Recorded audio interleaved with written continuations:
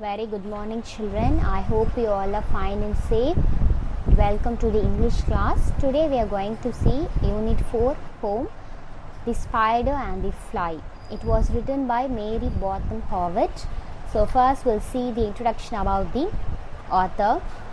Mary Botham Howitt was an English poet. She was born at Colford in the year 1799. She was educated at home. She was well versed in writing verses at a very early age. Together with her husband, William Howitt, she has written many books, nearly 180 books. Okay. So we'll see the glossary part, meanings of certain words. Parlor, a tidy room in a house used for entertaining guests. Winding, a twisting movement or course. Weary, very tired, especially from hard work. Pantry, a room where beverages, food, dishes are stored. Subtle, delicate or faint and mysterious. Flattering, to praise or compliment insincerely. Counselor, a person who advises.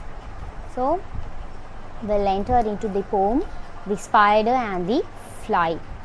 The first stanza.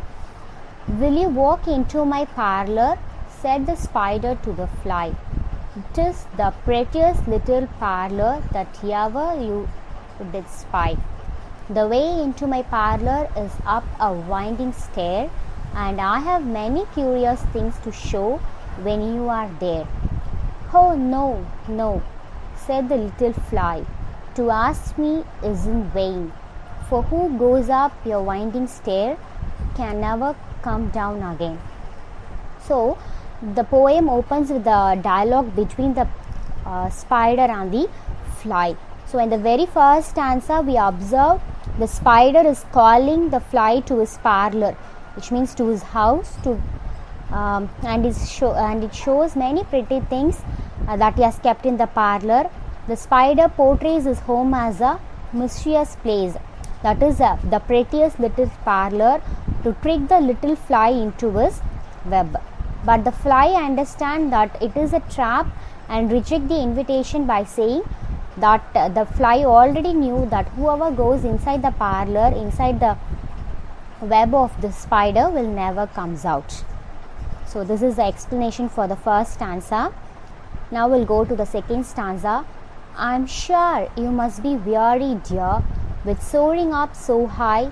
Will you rest upon my little bed? Said the spider to the fly. There are pretty curtains drawn around. The sheets are fine and thin, and if you like to rest a while, I snugly tuck you in. So in this stanza, the spider employs a different trick to convince the fly to enter his home. So he says that she must be tired and offers her to take some rest in his little bed. He tries to tempt her with a false sense of security and says that there are pretty curtains drawn around. Also, the spider tries to appeal to the fly's heart by cunningly offering a shoulder to rest. Also, it tries to establish a connection before it gets ready to eat its prey. So they'll be having a good link or connection between the spider and the fly. But the fly is aware of the fact that if she goes inside to take rest, she might be sleeping forever, which means she might be killed. This fly might be killed.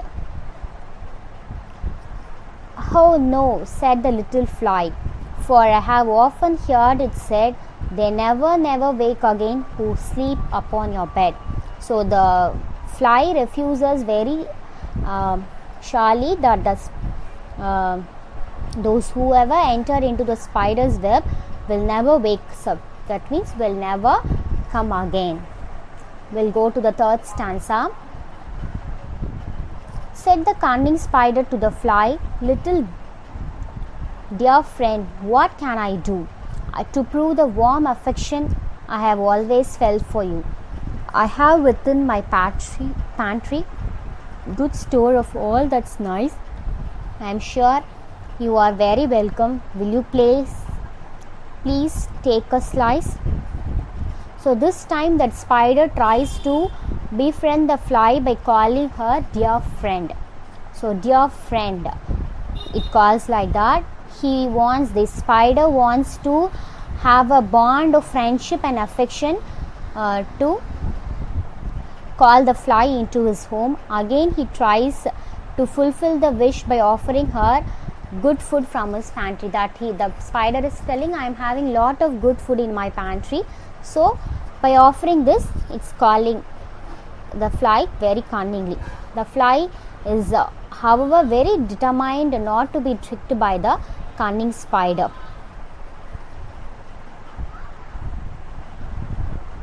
Oh no, said the little fly. Kind sir, that cannot be. I have heard what is in your pantry. I do not wish to see. So the fly is again and again repeating, I know very well that whatever is in your pantry, so I don't want to see that too. Okay, now we'll go for the fourth stanza. Sweet creature, said the spider, you're witty and you're wise. How handsome are your gauzy wings, how brilliant are your eyes. I have a little looking glass upon my parlour shelf. If you'll step in one moment, dear, you shall behold yourself. I thank you, gentle sir, she said, for what you have pleased to say, and bidding you good morning now, I'll call another day. So in this stanza, the spider does not want to give up. It's keep on repeating. Okay, this time the spider tries to flatter the fly into doing what he wants her to do. He calls her sweet creature, okay, and saying that it is very witty and wise, that the fly is very smart, okay, appreciating its external beauty also. How handsome are you, very brilliant eyes, beautiful, everything. So the point is to be noted that until now the spider had been asking her to step into the home. Will you walk into my parlor? So again and again it's asking, will you walk into my parlor? Will you rest in my bed? So everything it's keep on asking. But the fly is also very clear that the fly doesn't want to enter into the parlor. She tries to stall the spider by saying that she will visit him some other day. Okay, today I am not okay. I will not come to your home, but some other day I'll try to come to your parlor. So the spider keep on calling, but the fly is refusing very in a smart way. Okay, we'll go for the fifth stanza. The spider turned him round about and went into his den, for well he knew the silly fly would soon come back again. So he wove a subtle web in a little corner sly, and set his table ready to dine upon the fly. Then he come out to his door again, and merrily did sing, Come hither, hither, pretty fly. With a pearl and silver wing, your robes are green and purple, there's a crest upon your head. Your eyes are like the diamond bright, but mine are dull as lead. So the spider went into its den. So here we usually know that a spider, its home is called a web, but here it's written as den.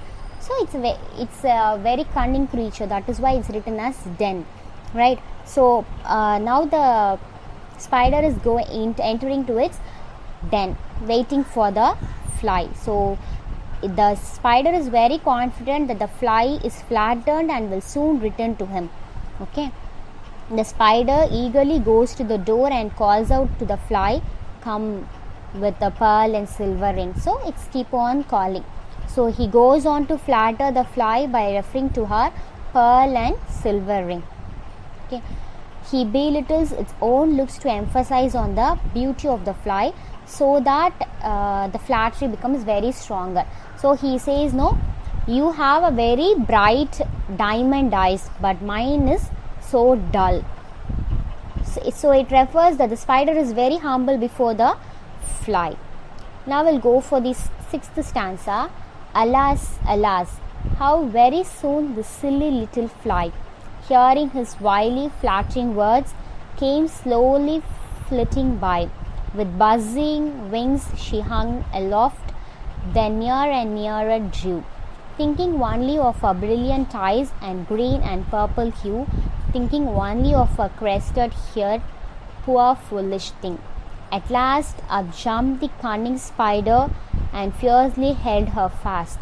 He dragged her up his winding stair into his dismal den within his little parlour, but she never came out again.